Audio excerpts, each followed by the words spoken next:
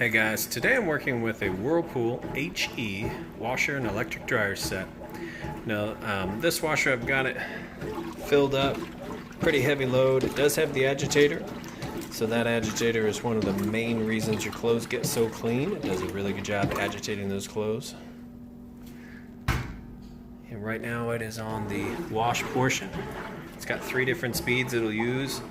Now it's using a longer agitation speed, and all that can be controlled by your different options here. You've got a few different options here as well. One thing that's really nice about this washer is you can set how much water it's actually going to use, full submersion.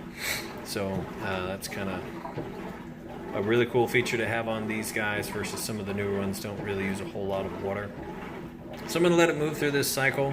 Kind of the purpose of this video is if you were standing here yourself testing it out, you know that when you get it home, plug it in, everything's going to work good. I do a 28-point inspection on the washer and a 22-point inspection on the dryer. Everything electrical, mechanical, everything gets checked and has to work perfectly before it leaves my care here. So for the sake of time, I'll pause it, let it move through. I'll show you that it drains the water out, and then it's got a nice, fast, smooth spin cycle on it. Then we'll move over to the dryer and show you that everything dries and sounds good. It's appropriate on that. Alright, and it is moving out of the wash cycle into the rinse cycle, draining the water out. You can hear it draining that water out nice and fast. And from here it goes into it'll spin out the rest of the water, fill back up, agitate on rinse, then spin out. But now you know the drain works, and obviously with this lid lock, I've got this in place here. You couldn't open this lid typically, but I took it off here just to place it in so we could open this up and kind of watch it as it goes. But you know the lid lock works. Like I said, the drain works, fills up, agitates. So all that's been checked and cleared now. We'll allow it to go through the rinse cycle, and then we'll come back for that final spin. Alright guys, moving out of the rinse cycle now into the spin cycle. Just switched over to spin mode. You can hear it firing up there.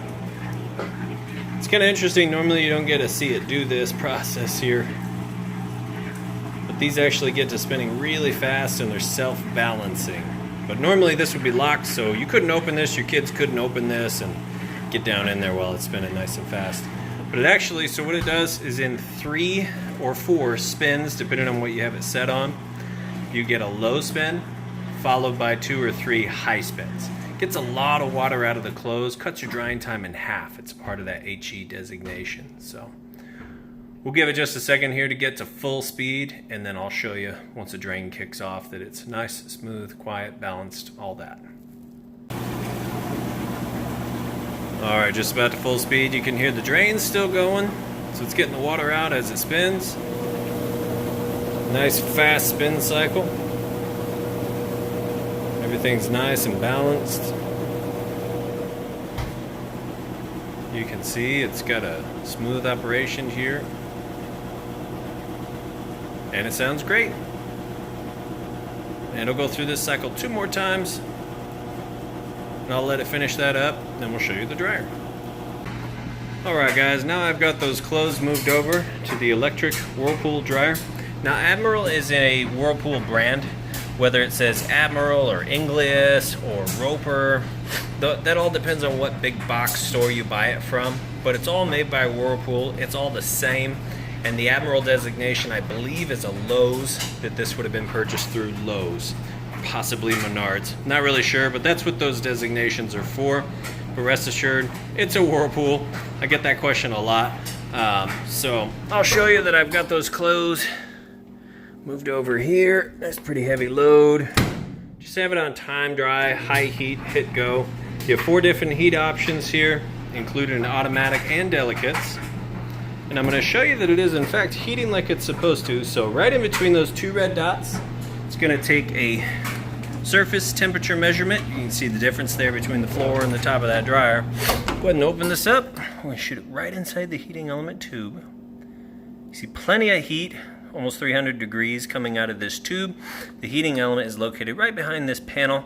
Now the inside of your dryer is only going to get from about 95 up to 195 to get those clothes nice and dry. And that depends on what you have the heat setting at. But as you can see there, plenty of heat coming through. We'll hit go.